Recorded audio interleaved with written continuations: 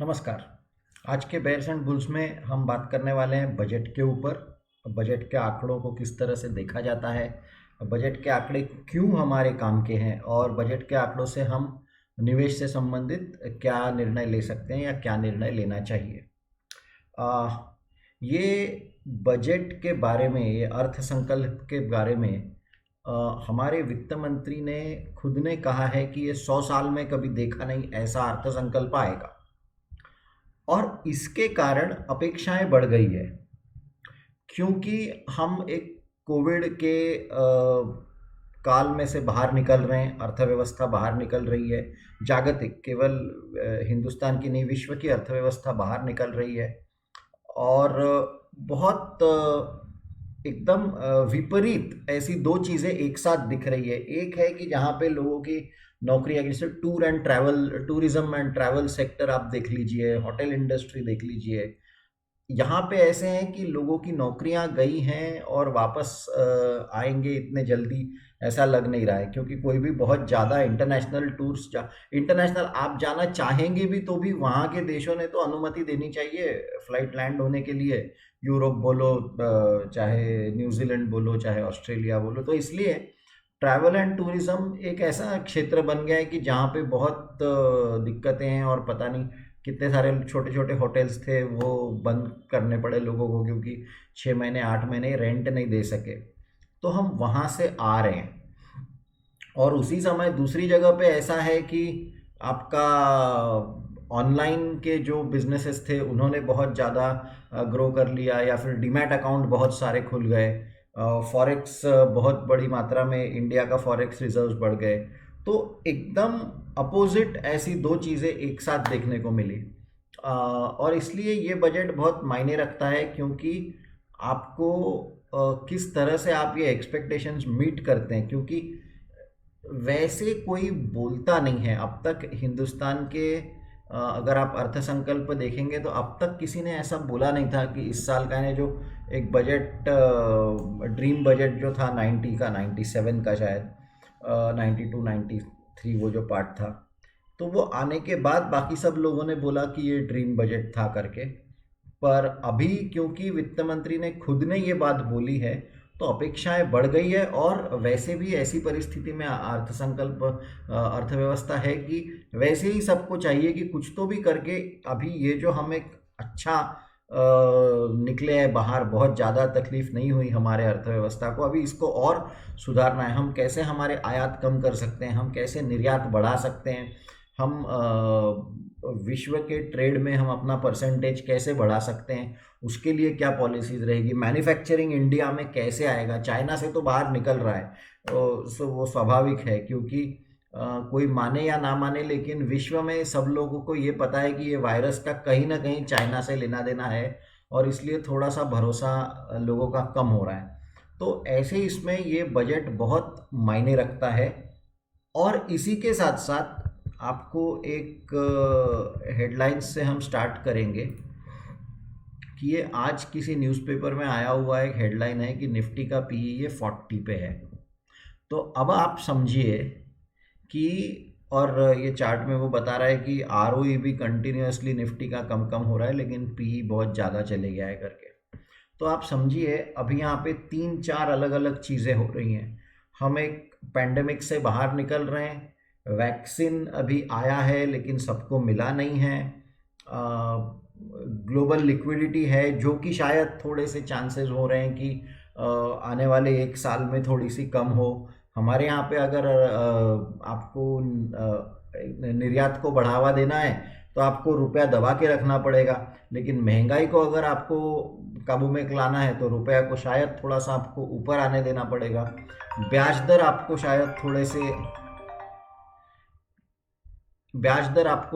थोड़े से उठाने पड़ेंगे, लेकिन अगर ब्याज दर उठा दिए तो जो इकोनॉमिक रिकवरी हो रही है उसको कहीं तो भी ठेस लग जाएगी।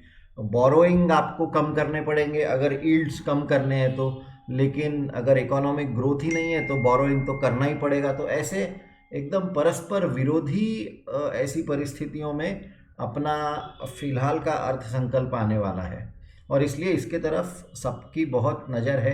और आपका निफ्टी ऑलरेडी 40 के पीई पे है। आज सेंसेक्स 50,000 छूने की कोशिश कर रहा है, लेकिन वहाँ से बाजार नीचे फिसलना चालू हो गया। ये निफ्टी है। निफ्टी आप देख सकते हो सुबह 14,650 के आसपास था और वहाँ से फिर वापस नीचे आ गया। तो कंटिन्यूसली, अच्छा इसके साथ साथ वो बजट पे तो जाएंगे, पर इसके साथ साथ अभी क्योंकि हम यहाँ पे है तो आप विक्स देख लीजिए। विक्स यानी वोलेटाइल, आप देख लीजिए पिछले कुछ दिनों में यहाँ पे ध्यान दीजिए, विक्स बढ़ना शुरू हो गया है। विक्स बढ़ना शुरू हो गया है टेक्निकल चार्ट्स के ऊपर भी और वैसे भी आप देख सकते हो। और इसका मतलब ये है कि आपके ऑप्शन प्रीमियम्स जो हैं वो महंगे होने वाले हैं। और ऑप्शन प्रीमियम इसलिए, यदि अगर आपने अब तक लॉन्ग पुट से अपना पोर्टफोलियो हेज नहीं किया है, ये लिख लेना, ये बजट का शीट बना के रखा था पर अभी ये पार्ट याद आ गया, तो इसलिए अगर आपने अब तक लॉन्ग पुट से हेज नहीं किया है तो देखिए, जिसका भी पोर्टफोलियो 10 लाख से ऊपर है उसने हेज करना चाहिए। कौन सा पुट खरीदे, आप कई बार आप इन वीडियोस में कमेंट्स में पूछते हो कि कौन सा स्ट्राइक, कौन सी एक्सपायरी, कौन सा स्टॉक। मैं वो नहीं कर सकता हूँ, हम रिकमेंडेशंस नहीं दे सकते। आपको चाहिए तो आप कैपिटल मार्केट मॉड्यूल ज्वाइन कर सकते हैं, फिर वहाँ पे हम बात कर सकते हैं। पर डायरेक्ट यहाँ पे ऐसा, क्योंकि डेरिवेटिव्स में नुकसान होता है, हम सिर्फ लॉन्ग पुट और हेज की बात करें, इसको प्रोटेक्टिव पुट बोलते हैं। ये जैसा हम इंश्योरेंस लेते हैं, आप में से जिनको नहीं समझता, आप जैसा लाइफ इंश्योरेंस लेते हो या जैसा कोरोना कवच लिया होगा 5,000 रुपये का, बस वैसा होता है। अगर मुझे कुछ हुआ, हॉस्पिटलाइजेशन हुआ, तो हॉस्पिटलाइजेशन का बिल ये इंश्योरेंस दे देगा, और अगर मुझे कुछ नहीं हुआ तो वो जो प्रीमियम मैंने दिया है वो वेस्ट हो जाएगा। बस वो होता है हेजिंग। कल के वीडियो में डिटेल में दिया है हेजिंग के बारे में, तो कल का वीडियो बेयर्स एंड बुल्स का देखिए, उसमें पार्ट 2, कल का वीडियो लंबा था, 2 पार्ट में था, तो उसका जो दूसरा पार्ट है उसमें बताया है कि लॉन्ग पुट या पोर्टफोलियो हेजिंग। आपके कमेंट्स आते ही रहते हैं, थैंक यू वेरी मच। और ये इन्वेस्टर क्लब में भी कुछ ना कुछ चल रहा है, सो टेक्निकल एनालिसिस और समथिंग। तो एनीवे, तो अपना जो व्हाट्सएप ग्रुप है CMM पार्टिसिपेंट्स का, उसमें ये सारी चीज़ें होते रहती है कि कौन सा पुट ले, कौन सी एक्सपायरी का ले। और वो, अरे आजकल तो ऐसा है कि अपने सारे जो मेंबर्स हैं वो खुद ही डिसाइड कर लेते हैं, सबके अच्छे अच्छे पोर्टफोलियोज़ हैं। अपने ग्रुप में ऐसे लोग हैं कि जिनका पोर्टफोलियो में सभी अच्छे स्टॉक्स हैं, उनको ये नहीं समझ में आ रहा कि मेरे 100 स्टॉक्स हो गए, मैं कौन सा कम करूं। आप सोचिए, यहाँ तक उल्टी हुई परिस्थिति अपनी हो सकती है पढ़ाई से, तो वो आपको थोड़ा सा करना पड़ेगा। बट कमिंग बैक, सिर्फ अगर आपको ज़्यादा कुछ नहीं पता तो इंश्योरेंस के लिए आप हेज ले लीजिए, और कल का वीडियो आप देख सकते हो, और भी वीडियोज़ हैं हेजिंग और इंश्योरेंस से रिलेटेड। तो ये है कि आपका पुट के प्रीमियम्स बढ़ेंगे अगर विक्स बढ़ता है, अगर वोलेटिलिटी इंडेक्स बढ़ता है तो उसका कॉल और पुट दोनों के प्रीमियम्स पे इम्पैक्ट पड़ेगा। और यूजुअली ये देखा गया है, आप एक और देखिए, हम निफ्टी और विक्स को कंपेयर कर लेंगे। ये वैसे था नहीं प्लान में ये टॉपिक, पर अभी बात निकलते निकलते बात निकल गई। तो आप देख लो कि जब जब विक्स ऊपर जाता है, ये पर्पल लाइन विक्स की है, तब तब यूजुअली मार्केट नीचे आता है।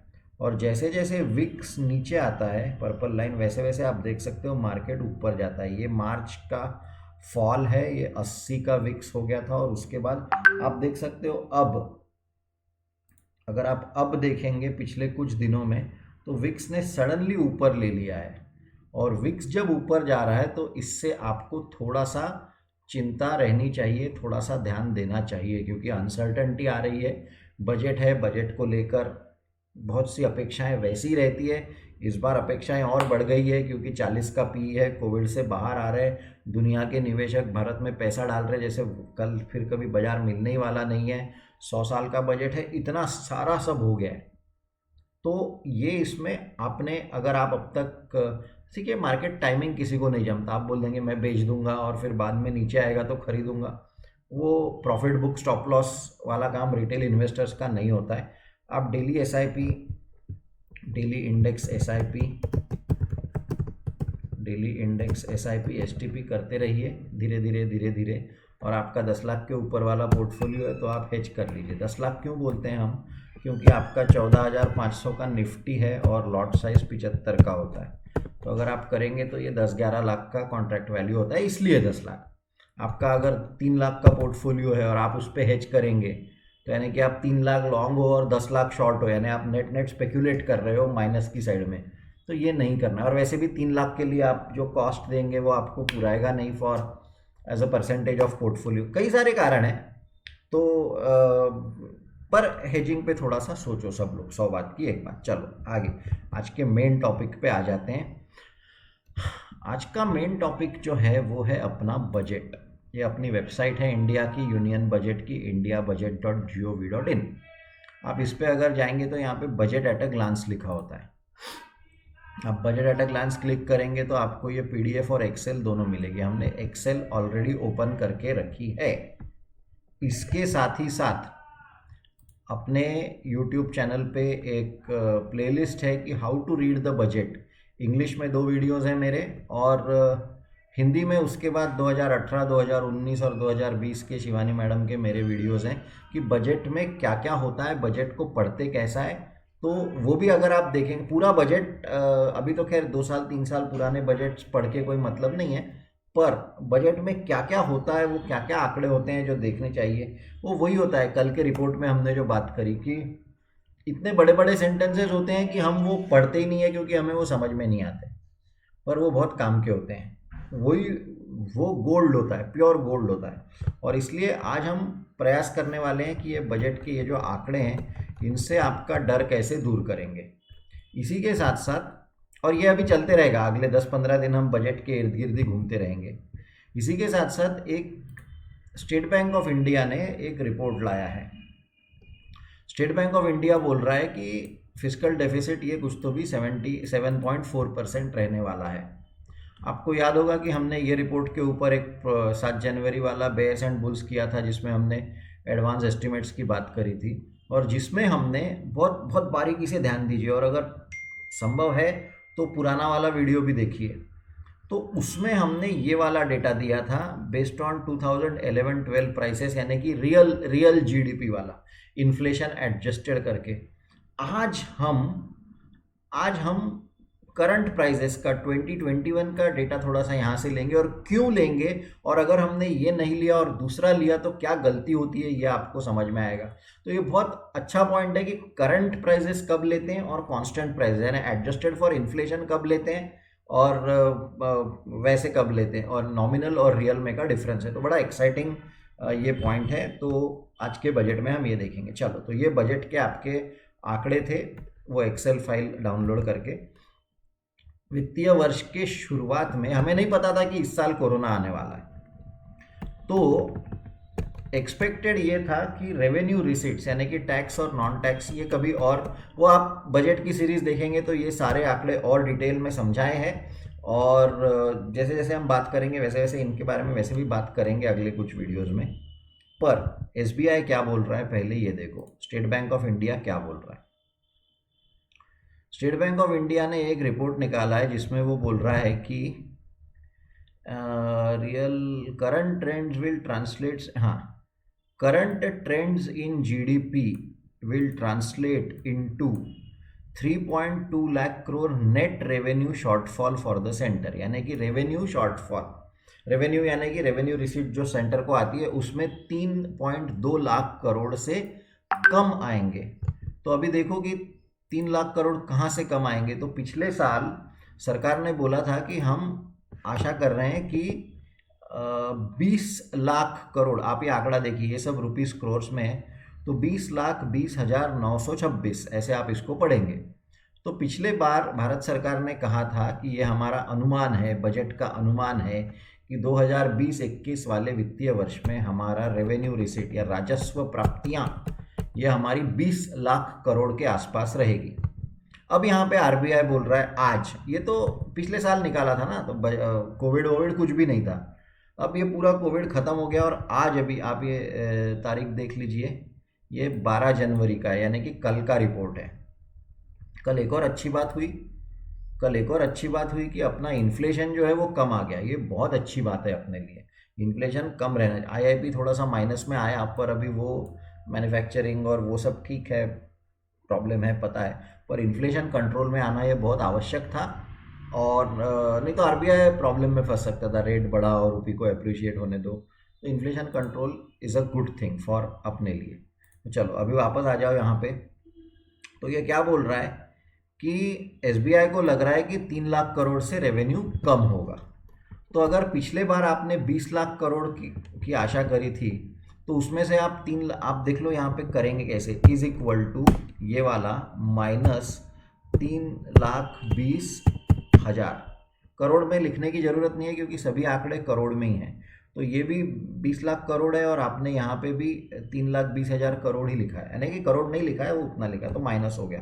तो इसका मतलब है कि रेवेन्यू आपका ये 17 लाख करोड़ के आसपास रहेगा, ऐसा हम रफ कर रहे हैं एकदम से, बस जो आंकड़े वहाँ से ले रहे हैं और जो यहाँ से ले रहे हैं, मोटा मोटी एक दिशा पकड़ने के लिए हम ये कर रहे हैं।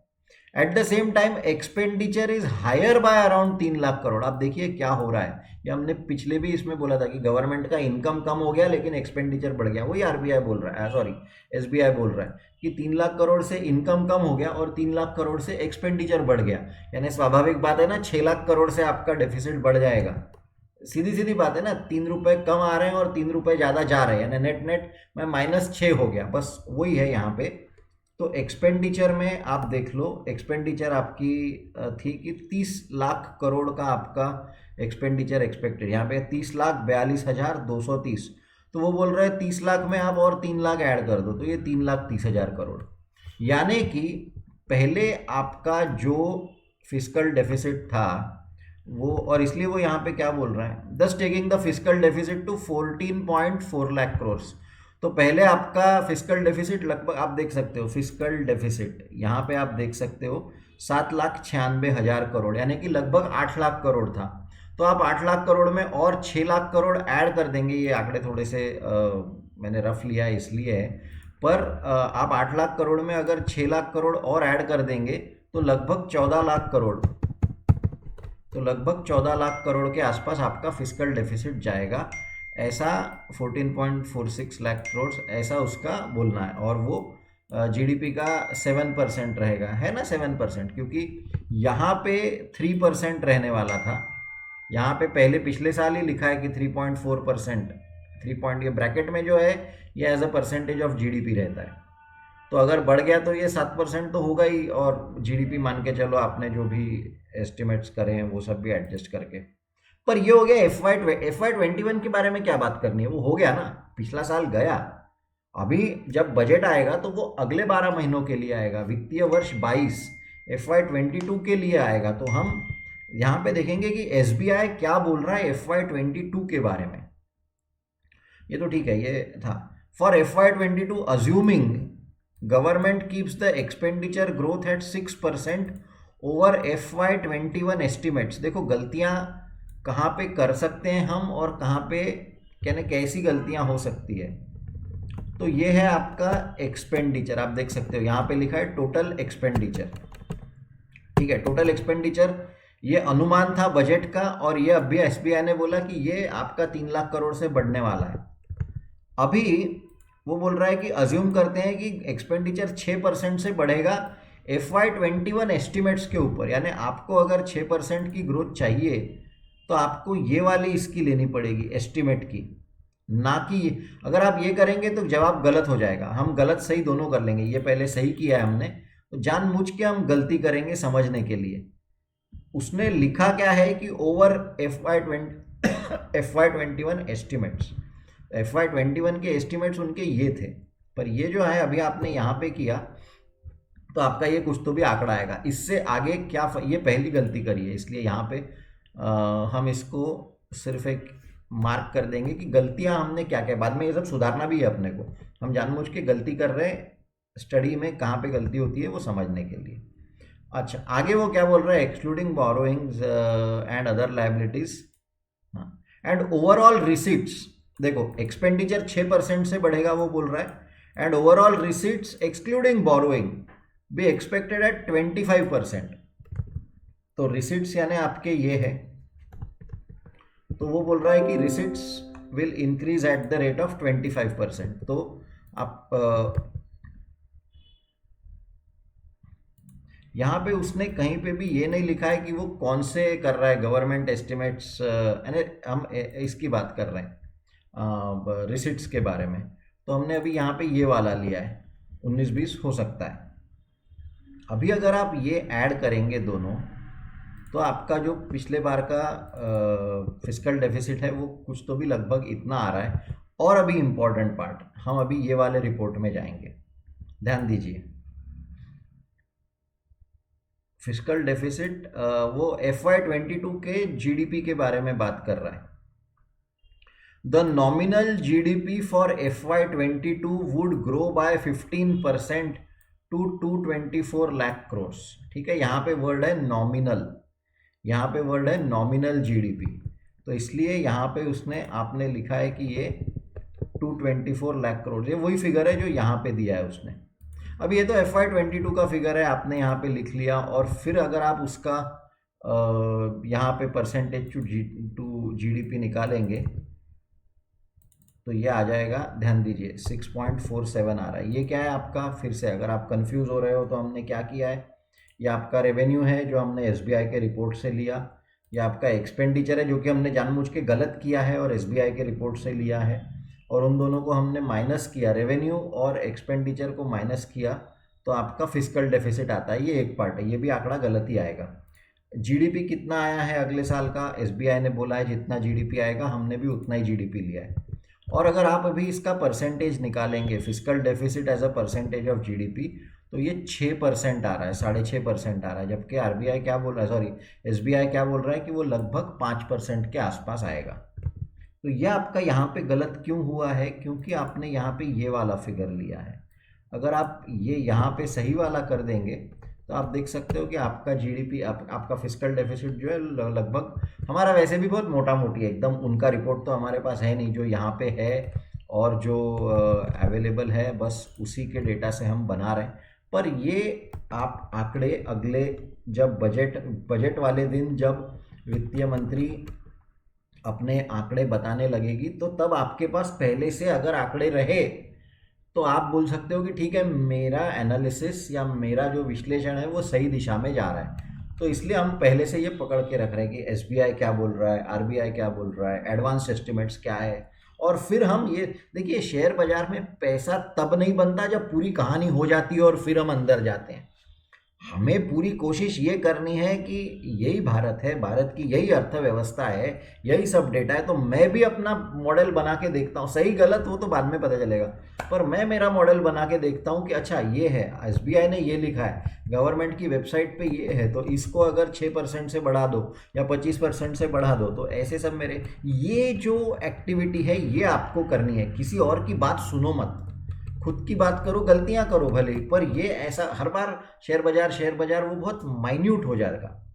तो ये होता है बजट का। हाँ, तो अभी एक पार्ट, जो एक और गलती जो हमने नहीं करनी चाहिए, वो रियल, और पिछले बार हमने बोला था कि हम रियल डेटा ले रहे हैं या रियल जीडीपी का डेटा ले रहे हैं। तो आप यहाँ पे रियल जीडीपी का डेटा अगर लेंगे तो यहाँ पे जीडीपी दिया हुआ है 134,39,662। आप देख सकते हो जीडीपी 11-12 प्राइसेस, यानी कि बेस एडजस्टेड फॉर इन्फ्लेशन 134,39,662। चलो लिख लेते हैं,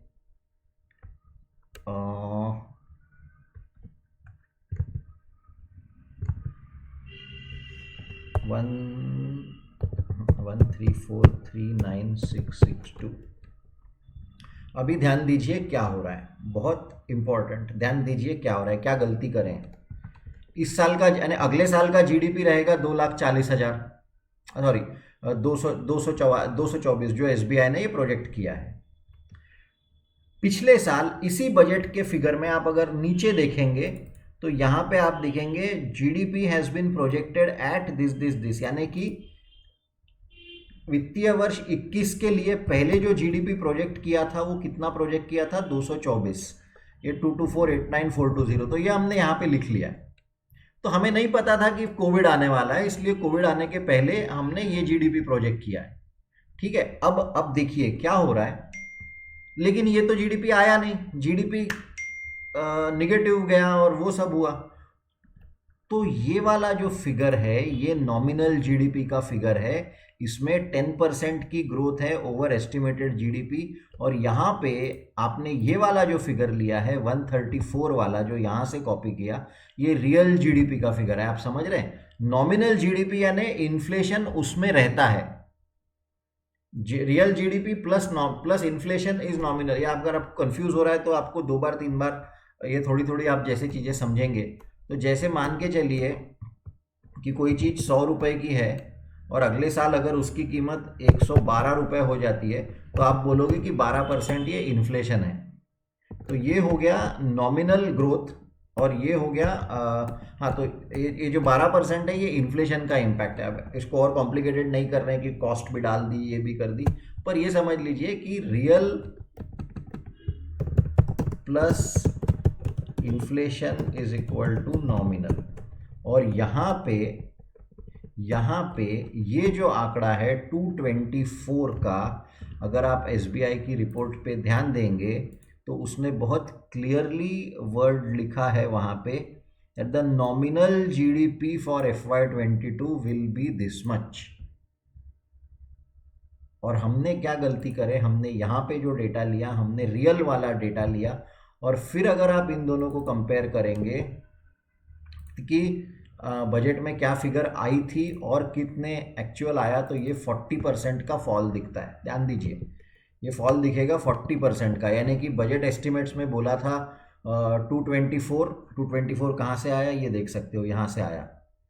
और अभी एडवांस एस्टिमेट में वही सरकारी नहीं बोला कि 224 नहीं 134 है। तो अगर आप 224 के बजाय 134, प्रॉब्लम क्या है, ये नॉमिनल है ये रियल है। 224 ये नॉमिनल है, इसकी तुलना इसके साथ हो सकती है, इसकी तुलना रियल के साथ नहीं हो सकती। और इसीलिए अब ध्यान दीजिए कि पिछला जो रिपोर्ट बनाया था जब उसमें हमने पूरा रियल की बात करी थी, आज हम ये वाला देखेंगे एट करंट प्राइसेस। आज हम यहाँ पे भी नॉमिनल वाला लेंगे।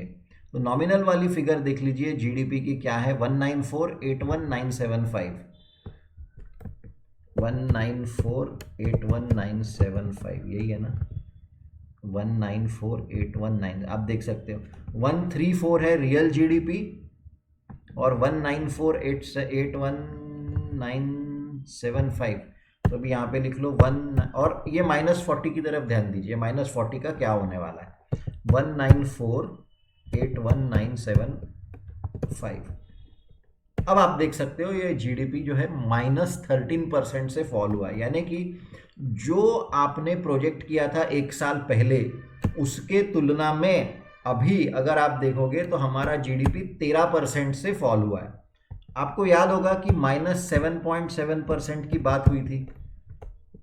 इसी एडवांस एस्टिमेट्स को ही अगर आप देखेंगे तो ये जो रियल में इसने यहाँ पे -7.8 -7.7 रियल जीडीपी की बात करी थी। तो ये वो वाला है कि 7.7% से तो फॉल हुआ ही है, और -5% 7 ना, यानी 8 9 10 11 12 13 और 5% का जो फॉल हुआ है माइनस, वो किसके कारण है, तो वो इन्फ्लेशन ने आपको और नीचे खींचा है। तो ये आपको समझ में आना चाहिए। ये शायद आप कंफ्यूज हुए रहेंगे इसमें, पर अगर कंफ्यूज हुए हैं तो थोड़ा सा सोचिए कि कब रियल लेना है, कब नॉमिनल लेना है, कब बेस लेना है, कब करंट लेना है, कहाँ से कौन सा डेटा, कोई कुछ बात कर रहा है। क्योंकि क्या है, यहाँ पे कोई किताब के जैसा एक के बाद एक चैप्टर बाय चैप्टर कोई देता नहीं है अपने को। अब यहाँ पे अगर आप ये SBI का रिपोर्ट पढ़ेंगे, इनको जो लगा कि रियल जीडीपी और कब कौन सा यूज़ करना है, उन्होंने वो यूज़ करके उन्होंने अपना रिपोर्ट बनाया। ये हमारे ऊपर डिपेंड करता है कि हम इनका डेटा कैसे समझे, क्योंकि जब तक ये समझ में नहीं आता तब तक हम हमारा खुद का आकलन नहीं कर सकते। और जब तक हम आकलन, मार्केट कैप टू जीडीपी अभी क्या है इन्वेस्टर क्लब में, ये पूछा गया है, ठीक है, तो आई थिंक बहुत ज़्यादा है, 1 से ज़्यादा है if I am not wrong. तो ये जो पार्ट होता है ये आपको आना चाहिए कि प्रोजेक्शंस की, अच्छा खुद को नहीं करने हैं, दूसरा कोई क्या बोल रहा है, फिर उसको हमने किस तरह से कहाँ पे लेना चाहिए, and so on and so fourth. तो ये जो एक तरीका होता है, एक सेकंड, तो ये जो एक तरीका होता है, अच्छा, इसको ही हम अभी धीरे धीरे बिल्ड करेंगे, क्योंकि अच्छा ये सब क्यों अल्टीमेटली, क्योंकि जैसे हमने जब भी देखा कि निफ्टी का पी अभी अल्टीमेटली सब कुछ आपको आपके पोर्टफोलियो के ऊपर लेके आना है। अगर अपना बजट बहुत अच्छा होता है, अगर ये बजट बहुत अच्छा आता है, तो निफ्टी या सेंसेक्स आप 50,000 बोलिए, सेंसेक्स उसको ऊपर जाने को कुछ कारण नहीं लगेगा। गोरे तो ऐसा खरीद रहे हैं अपने बाजार में जैसा पता नहीं क्या हो गया, रोज का पैसा आ रहा है। सिमिलरली अगर बजट खराब होता है और बाजार की पिटाई होती है क्योंकि 40 का पीई चल रहा है, तो आप हेज रहने चाहिए। तो पढ़ाई इसलिए करनी होती है कि दोनों तरफ से मुझे मुझे नुकसान, या तो मुझे नफा होगा या तो मुझे कम नुकसान होगा। और knowledge is the only thing कि जो आपको इंडिपेंडेंट बना सकता है या आपको अच्छे स्वतंत्र निर्णय लेने के लिए आपको उतना तैयार कर सकता है। तो इसलिए आज का टॉपिक ये था, बजट का था, और आने वाले कुछ दिनों में हम इसी के अंदर अंदर जाएंगे। अब एक काम करिए, ये 4 या 5 वीडियोस हैं छोटे छोटे, जैसे आप देख सकते हो। ये 1 घंटे का है, ये थोड़ा लंबा है। ये 28 मिनट के है, अंग्रेजी में है। ये शिवानी मैडम का 60 मिनट का है, ये 25 मिनट का है। तो आप ये वीडियोस अगर देखेंगे तो बजट के कुछ कुछ आपको जो शब्द है वो समझ में आएंगे। आज सिर्फ आपको 1 या 2 शब्द समझ में आए होंगे कि रेवेन्यू रिसिप्ट क्या रहता है और फिस्कल डेफिसिट। हम और करेंगे अगले 10 दिन। 100 साल का बजट है यार, 100 साल में कभी बजट नहीं आया तो हम 10 दिन तो दे ही सकते हैं समझने के लिए, क्योंकि पता समझना तो चाहिए वो क्या बजट आएगा। तो 100 साल में सही में अच्छा बजट है कि नहीं है, यानी कि लॉन्ग रहना है कि लॉन्ग पुट करना है। तो ये है। तो चलो आज का टॉपिक यहीं पे बंद करते हैं। विक्स के तरफ ध्यान दो, क्या है इम्पोर्टेंट, विक्स के तरफ ध्यान दो। अगर हेज नहीं हो तो हेज हो जाओ, क्योंकि ये देखो विक्स बात करते करते विक्स बढ़ते जा रहा है अपना। तो जैसा जैसा विक्स बढ़ेगा, अच्छा ये डेली का ही चार्ट है, जैसे जैसे विक्स बढ़ेगा आपके ऑप्शन के, हाँ वैसे भी बढ़ ही रहा है, वैसे आपके ऑप्शन प्रीमियम्स बढ़ते जाएंगे। विक्स जैसे जैसे बढ़ता है वैसे वैसे मार्केट जनरली नीचे आता है। -0.8 का कोरिलेशन है। ये सारी चीज़ें ध्यान में रखिए। कचरा साफ कर दीजिए, ये जो रैली है कचरा पूरा निकाल दीजिए, और अच्छे स्टॉक्स या तो अभी अभी बहुत ज़्यादा लेके मतलब नहीं है, पर डेली इंडेक्स, SIP, STP चलते रहेगा, और आप इन्वेस्टेड भी रहेंगे, हेज भी रहेंगे, और नॉलेज अगर बढ़ता रहा तो आप कॉन्फिडेंट भी रहेंगे और इंडिपेंडेंट भी रहेंगे। एक काम जरूर करिए, मार्केट बहुत ऊपर है, सबको आपके पहचान के जो भी होंगे, देखो ध्यान दो, गोरे लोग यहाँ पे आके पैसा बना रहे हैं, वो भर भर के हजारों करोड़ में, बिलियंस ऑफ डॉलर्स में अपना पैसा डाल रहे हैं, मार्केट ऊपर लेके जा रहे हैं। एक दिन कुछ तो भी होगा, फटाफट फटाफट बेच देंगे और चले जाएंगे, और आप और मैं वहीं के वहीं बैठे रहेंगे। ये 2007 में हुआ है। आप में से जो लोगों ने 2007 नहीं देखा, उनके लिए विशेषकर ये बताना है कि 2000, मैं कल के वीडियो में आपको चार्ट के साथ दिखाऊंगा किस तरह से निफ्टी ऐसा जनवरी के 2008 एक महीने में कैसा निफ्टी पलट गया था। एक महीने में तो वो 6000 का निफ्टी सीधा 3000 या कुछ आ गया था, 4000। आप सोचिए कितना बड़ा फॉल है वो। तो ये जो सारी चीज़ें होती है ना, तो तब आप अभी जो आपके पोर्टफोलियोज सब अच्छे ऊपर है, ग्रीन है, तो वो एकदम से लोगों को शॉक लगता है। वो शॉक, ठीक है 2007 में एक बार हमने गलती करी, दूसरी बार हमको वो गलती नहीं करनी है। और इसलिए आप खुद तो पढ़ते ही रहिए, पर आपके साथ वाले जितने भी लोग हैं जो शेयर बाजार में है, जो म्यूचुअल फंड्स में भी है, सच मानिए म्यूचुअल फंड में भी 10 लाख का पोर्टफोलियो, मैंने सिर्फ आपको इतना बताया कि मेरा 10 लाख का पोर्टफोलियो है। आपको क्या समझाएगा कि शेयर का है कि म्यूचुअल फंड का है? लेकिन अगर बाजार गिरा, म्यूचुअल फंड भी गिरेंगे, NAV शेयर भी गिरेंगे।